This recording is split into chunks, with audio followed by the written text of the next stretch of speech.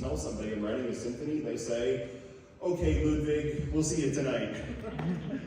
And Beethoven's dead. So it's time to write something a little different. And then I started noticing 20-somethings, 21, 22, 23-year-old people, composers were writing these dark Mahlerian symphonies, these horrible, tragic pieces.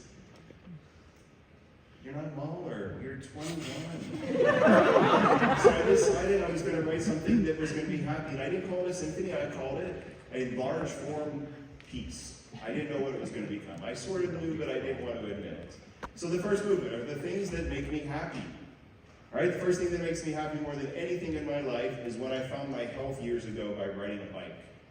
And so in the symphony, you're going to hear this ripping motive in the first movement, and that's me riding my bike as fast as I can, because that's the only way to ride a bike. So enjoying that part of it.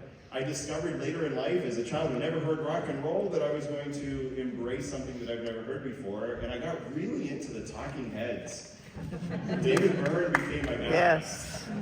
So in the symphony, you're actually going to hear a quote of one of David Byrne's improvisations. I'm just not going to tell you where it's going to be because it'll put too much pressure on the bongo player. So you'll hear that. And then later in the movement, my son and I discovered a love for heavy metal of the 80s, and we went to hear Dee Snider perform live, and I said, you know what, how do I bring that into my music? Something visceral. Classical composers are classical. I want to be visceral. So there's a big moment where that happens in the first movement. The second movement is all about my love of the night sky. My mother and my grandmother and I would go out and lay in the fields and watch the Perseid meteors every August.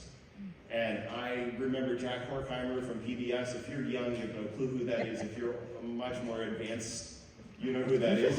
But at the end of everything, of every article, he would say, just remember, keep looking up. And to this day, I look up every single time I go out at night. And I realize I am this big, and the rest of the universe is all just there. And it makes me happy. It scares me sometimes, but it makes me happy.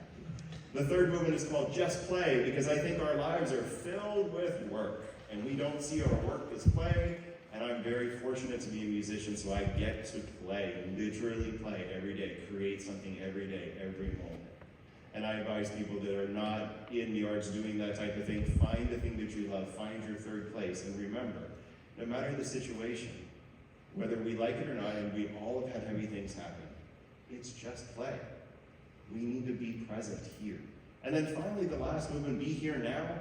It's because, if you're of a certain age, right, you remember Timothy Leary and you remember Stephen Albert, who became Ram Dass.